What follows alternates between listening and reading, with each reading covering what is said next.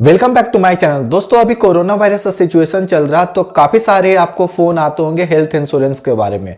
अब आप ये हेल्थ इंश्योरेंस के बारे में जैसे ही है जो आपको कोई फ़ोन करता हुआ तो आप फ़ोन कट कर देते हैं, क्योंकि आपको पता ही नहीं कि कौन सा हेल्थ इंश्योरेंस लेना चाहिए, क्या हेल्थ इंश्योरेंस है, क्या टाइप्स ऑफ हेल्थ इंश्योरेंस है। बस आपको इंश्योरेंस कंपनी से कॉल आता है आपको हेल्थ इंश्योरेंस लेना है क्या। बट हेल्थ इंश्योरेंस के बारे में अगर आपको अच्छे से नॉलेज नहीं है तो आप कैसे जानिए कि कौन सा हेल्थ इंश्योरेंस अच्छा है या खराब है। इसलिए मैं आज इस वीडियो में आपको हेल्थ इंश्योरेंस के बारे में बताऊंगा, क्या हेल्थ इंश्योरेंस होते हैं और कौन सा हेल्थ इंश्योरेंस आपके लिए बेहतर होगा। तो ये वीडियो में बने रहें। तो ये वीडियो को आप लास्ट तक देखिए, फिर आप डिसाइड कर सकते हैं कौन सा हेल्थ इंश्योरेंस आपको लेना चाहिए। और हाँ, अगर आप चैनल पे नए हैं तो ये चैनल को जरूर सब्सक्राइब कर दें। हर दिन मैं एक नया कंटेंट है जो ये चैनल पे पोस्ट करते रहूंगा, तो आप ये चैनल को सब्सक्राइब कर सकते हैं। तो सबसे पहले ये समझते हैं इंश्योरेंस क्या। इंश्योरेंस को ऐसे हम लोग डिफाइन कर सकते हैं कि अगर आपका किसी भी तरह के अनसर्टेनिटी है उससे आपको बचाता। अनसर्टेनिटी का जो रिस्क है उसको है जो इंश्योरेंस अगर आप लेते हैं तो वो आपको है जो एक फाइनेंशियल स्टेबिलिटी देता है और आपको है जो उससे है जो प्रिवेंट करता है। तो हम लोग इसको ऐसे डिफाइन कर सकते हैं। तो हम लोग इंश्योरेंस को ऐसे डिफाइन कर सकते हैं कि it protect against the uncertainty of risk. तो एक तरह से आपका किसी भी तरह का रिस्क है उसको आपको बचाने के लिए हम लोग इंश्योरेंस कंपनी से इंश्योरेंस लेते हैं। उसके बदले हम लोग को कुछ प्रीमियम पे करना होता ताकि हम लोग को हर तरह का फैसिलिटी मिलता रहे इंश्योरेंस का क्लेम करने में। अब हम ये समझते हैं हेल्थ इंश्योरेंस क्या होता है। हेल्थ इंश्योरेंस क्या है कि जब भी आपको किसी भी तरह का इलनेस आता है या आप सिक होते हैं तो आप हॉस्पिटल जाते हो। हॉस्पिटल में आपको हॉस्पिटलाइजेशन आपको चार्जेज होते हैं, आपको अलग मेडिकल बिल्स होते हैं। तो हेल्थ इंश्योरेंस यही कवर करता है। ये आपको बीमार जब हो तो हॉस्पिटल में आप एडमिट हो तो आपको घर से लेके हॉस्पिटल में जो भी आपका खर्चा हो रहा है, मेडिकल एक्सपेंस हो गया, ट्रांसपोर्टेशन एक्सपेंस हो गया, आपका मेडिकल इक्विपमेंट हो गया, सारे आपका हेल्थ इंश्योरेंस में कवर होते हैं। अब काफ़ी सारे ऐसे इंश्योरेंस प्रोवाइडर कंपनी है जो आपको हेल्थ इंश्योरेंस प्रोवाइड करते हैं। उसके लिए आपको एक प्रीमियम है जो आपको है जो प्रीमियम भरना पड़ता है। अगर आप प्रीमियम भरते रहेंगे तो आपका एक कवरेज मिलता है।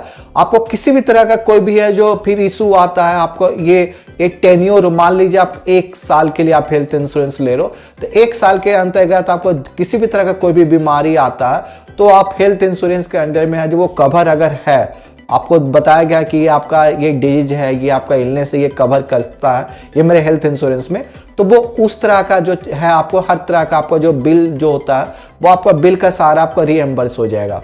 मतलब इसका मतलब ये है कि आपको ओरिजिनल बिल सबमिट करना पड़ता है।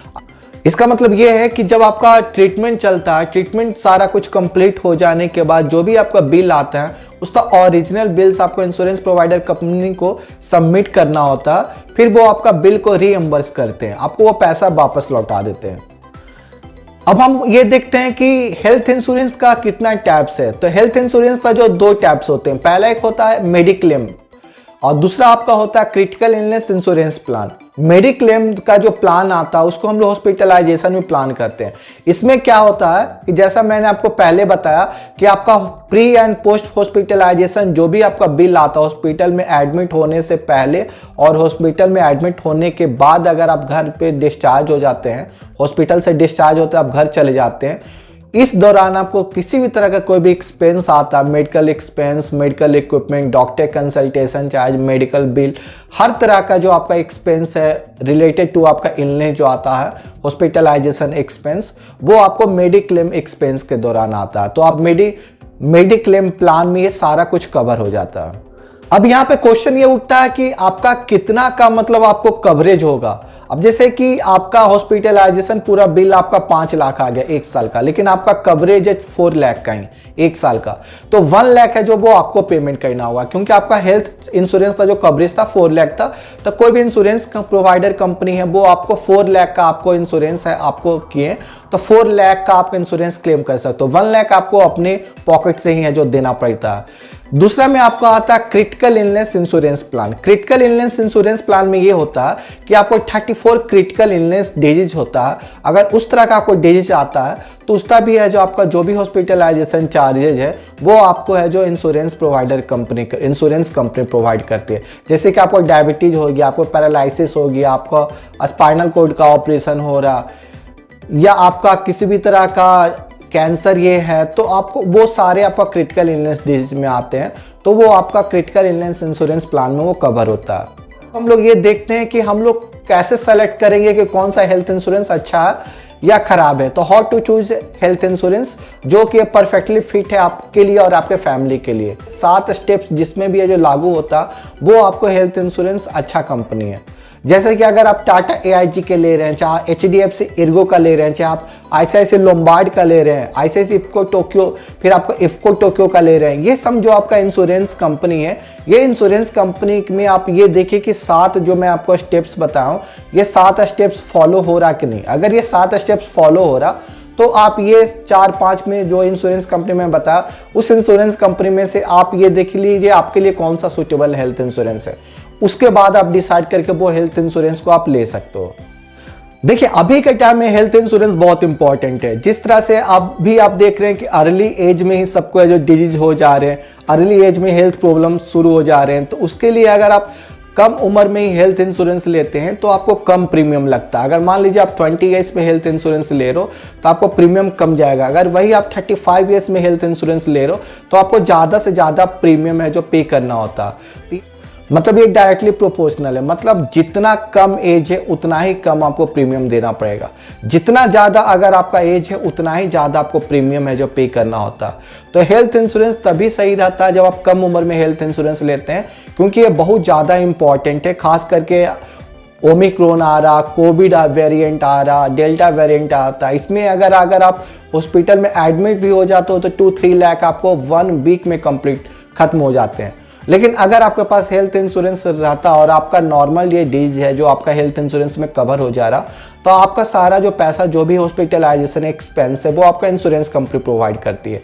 तो ये आपके लिए एक बेनिफिट हो जाता है अगर आपके पास हेल्थ इंश्योरेंस रहता तो 7 स्टेप्स मैं आपको बता रहा हूँ। ये 7 स्टेप्स ऐसे हैं, इसको आप फॉलो करते हैं तो आप एक अच्छे हेल्थ इंश्योरेंस को सेलेक्ट कर सकते हो। पहला क्या है कि आपको look for right coverage. Look for right coverage इसका मतलब ये है कि आप देखिए कि आपको कितना लाख का कवरेज लेना और कितने ईयर का लेना। मान लीजिए आपको 1 साल का है, 1 साल का ही आपको कवरेज चाहिए, 1 साल में आपको 4 लाख का ही आपको कवरेज चाहिए। तो 4 लाख के लिए आपको कितना प्रीमियम भरना पड़ेगा ये आपको कंपनी के से जानना पड़ेगा कि आप 1 साल का कवरेज आपको चाहिए, आपको कितना प्रीमियम पे करना होता है। अगर वही आपको 10 लाख का चाहिए 1 साल में तो उसका प्रीमियम को ज़्यादा पे करना होता, तो वो भी आपको देखना पड़ेगा कि ये आपका 10 लाख में आपका सारा कुछ जो आपका प्लान है, जो आपका बेनिफिट्स है, कवरेज है, वो सारा वो 10 लाख में आ जा रहा है या नहीं। अगर 6 लाख में या 4 लाख में वही प्लान आपको सारा कुछ कवरेज दे रहा तो आप 4 लाख में जा सकते हो, क्योंकि आपको मेन हेल्थ इंश्योरेंस में देखना क्या है कि उसका कवरेज क्या है और उसका आपका प्लान्स क्या है। अगर प्लान का बेनिफिट अगर आपको सेम मिल रहा तो आप कम से कम आप 4 से 5 लाख का भी अगर 1 साल का इंश्योरेंस लेते हो हेल्थ इंश्योरेंस तो आपके लिए सफिशिएंट होता है। अब आपको ये भी देखना है कि जो आप कवरेज ले रहे हो ये कवरेज में आपका फैमिली मेंबर भी अगर आप उनका भी हेल्थ इंश्योरेंस ले रहे हो तो वो उनका भी जो नीड्स है वो इसमें कवर कर रहा है या नहीं। अगर दूसरा स्टेप है कीप इट अफोर्डेबल। अफोर्डेबल मतलब ये कि अगर आपका जो मंथली आपका और ईयरली आपका सैलरी है, आप ये देखिए कि आप कितना प्रीमियम का ले सकते हो और आपके लिए अफोर्डेबल हो। अगर आपका 5 लाख का आप प्रीमियम लियो हेल्थ इंश्योरेंस का प्रीमियम, आपको एवरी ईयर जो है आपको 8,000 पे करना, तो ये आपके लिए अफोर्डेबल है। अगर वही आप 25 लाख का हेल्थ इंश्योरेंस ईयरली ले रहे हो, आपको पे करना है 30,000 पर ईयर, तो वो आपके लिए ज़्यादा है, क्योंकि आप ज़्यादा आप ले रहे हो बाद में अफोर्ड नहीं कर पाओगे या बीच में आपका हेल्थ इंश्योरेंस लैप्स हो गया तो फिर आपका बेनिफिट नहीं रहेगा। मतलब जो आप अफोर्ड कर सकते हो, जो आपके बजट में हो, मतलब आप हेल्थ इंश्योरेंस का आपका जो प्रीमियम आपको ईयरली पे करना वो आप बजट में है, तो वही आप हेल्थ इंश्योरेंस लीजिए जो अफोर्ड कर सकते हो और आप रेगुलरली उसका प्रीमियम है जो भरते रहते हैं। और बजट के साथ साथ ये भी इंपॉर्टेंट है कि जो आपका प्लान बेनिफिट मिल रहा वो आपका हेल्थ इंश्योरेंस में, वो आपका प्लान बेनिफिट आपके लिए बेनिफिट है या नहीं और आपके फैमिली के लिए वो बेनिफिट करेगा कि नहीं, वो भी आपको देखना। तो आपको बजट भी देखना और आपका जो प्रीमियम का जो प्लान्स बेनिफिट है वो भी देखना है कि क्या क्या बेनिफिट है जो आप उस बजट में आप इंश्योरेंस का प्रीमियम लेते हो तो आपको मिल सकता है। थर्ड पॉइंट है prefer family insurance over individual health insurance. अब फैमिली इंश्योरेंस इसलिए इंपॉर्टेंट है क्योंकि अगर आप अपने घर में सिंगल अर्नर हो, मतलब आप अपने घर में आप ही हो जो है पूरा पैसा कमा रहे हो, बाकी सब लोग आप पे डिपेंडेंट है, तो उस केस में आपको है जो फैमिली इंश्योरेंस लेना चाहिए, क्योंकि आपका पूरा फैमिली आप पे डिपेंड करता है। अगर आपको कुछ भी होता है या आपके फैमिली मेम्बर को कुछ भी होता तब वो पैसा तो आप ही को खर्च करना होते हैं। तो उस केस में आपको जो फैमिली इंश्योरेंस को लेना चाहिए, क्योंकि फैमिली इंश्योरेंस में क्या होता है ना कि आपको प्रीमियम भी है जो कम देना पड़ता है इन कंपैरिजन टू आपका इंडिविजुअल हेल्थ इंश्योरेंस। दूसरा चीज ये हुआ कि अगर आपके फैमिली मेंबर सेल्फ डिपेंडेंट है, वो खुद पैसा अर्न कर रहे हैं और आप पर डिपेंडेंट नहीं है, तो उस केस में आप है जो इंडिविजुअल इंश्योरेंस जा सकते हो। इंडिविजुअल इंश्योरेंस उसमें आप ले सकते हो, कोई इशू नहीं रहता, क्योंकि इंडिविजुअल इंश्योरेंस फिर है जो आपको अपने लिए लेना है और उस टाइम में आपका जो कवरेज ज़्यादा रहेगा और प्रीमियम भी है जो आपको कम पे करना रहता है। फोर्थ स्टेप्स है choose a plan with lifetime renewability. इसका मतलब ये हुआ कि आप ऐसा प्लान लीजिए जो बाद में आप रिन्यू करवा सकते हैं। मान लीजिए आप 25 ईयर्स के एज है, आप हेल्थ इंश्योरेंस लिए हो ताकि आपका 60 ईयर्स तक आपका कवरेज हो, तो आप है जो कल हो के अगर आप चाहते हो कि मेरा 80 ईयर्स तक है जो आपको 80 साल तक की हेल्थ इंश्योरेंस कवर करे, तो आप इंश्योरेंस तो फिर से आप चेंज भी करा सकते हो।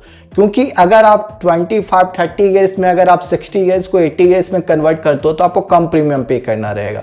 अगर आप 45 ईयर्स या अगर 50 ईयर्स को हो, उस टाइम अगर आप चाहते हो कि आप 60 साल का जो आपका प्रीमियम जो आपको 60 साल का कवरेज है वो आपको 80 साल का कराना, 20 साल और बढ़वाना, उस केस में आपको प्रीमियम है जो और ज़्यादा पे करना होता है। तो ये बेनिफिट होता है कि जब आप यंगर एज में आप इंश्योरेंस लेते हो और उसमें आप चेंजेस करते हो तो आपको कम से कम प्रीमियम पे करना होता है। फिफ्थ पॉइंट है कंपेयर कोट्स ऑनलाइन।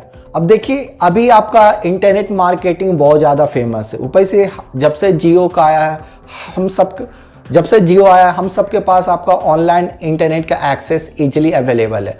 तो इस केस में क्या होता है कि आप 4 से 5 कंपनी का आप नेम लिख लीजिए जो आपको लगता है कि हेल्थ इंश्योरेंस उनका अच्छा, फिर 4-5 कंपनी का जो है आप प्लान है जो कंपेयर कीजिए ऑनलाइन, जिसका ज़्यादा आपको ज़्यादा अच्छा कोट्स रहेगा, जो काफ़ी सारे आपका फैसिलिटी मिल रहे हैं, उनका प्लान बेनिफिट काफ़ी अच्छा, तो आप फिर वो इंश्योरेंस कंपनी का हेल्थ इंश्योरेंस आप ले सकते हो।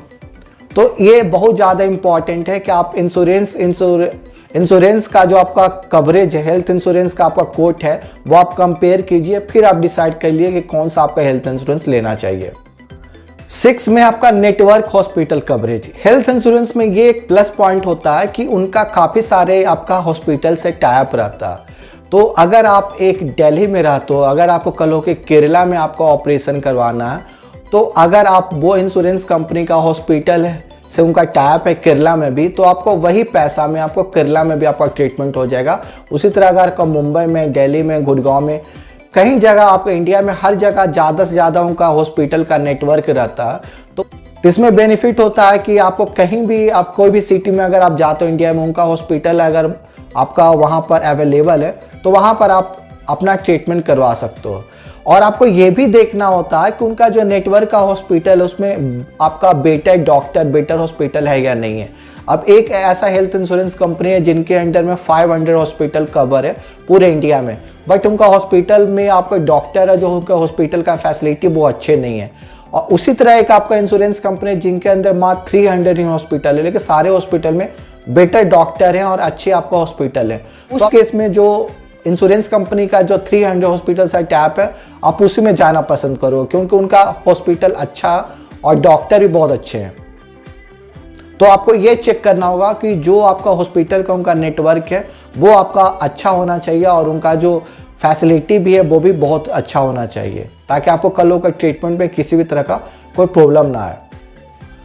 7th स्टेप्स आपका है high claim settlement ratio. High claim settlement ratio ये है कि आपको ये देखिए कि टोटल नंबर ऑफ क्लेम है जो कितना कस्टमर किए हैं और उसमें से कितने कस्टमर को है जो वो आपका क्लेम उनको सही टाइम पे उनको क्लेम कर पाए हैं। मान लीजिए 100 कस्टमर है जो आपका क्लेम अमाउंट है जो किए हैं, उस 100 में आपका 90 कस्टमर का आपका है जो क्लेम है जो उनका सक्सेसफुल है जो हुआ है। तो आपको ये देखना होगा कि वो आपका इंश्योरेंस कंपनी का जो आपका क्लेम रेशियो है वो आपका 90% है। तो कोई भी आपका हेल्थ इंश्योरेंस का क्लेम रेशियो 95% से अगर कम है तो आपको उनका हेल्थ इंश्योरेंस लेना ही नहीं है।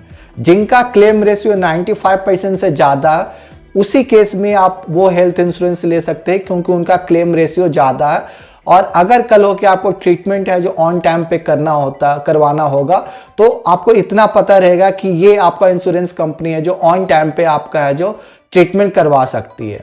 तो ये बहुत ज़्यादा इंपॉर्टेंट है। तो आपका क्या ओपिनियन ये टॉपिक के रिगार्डिंग आप मुझे कमेंट बॉक्स पे मुझे बता सकते हो।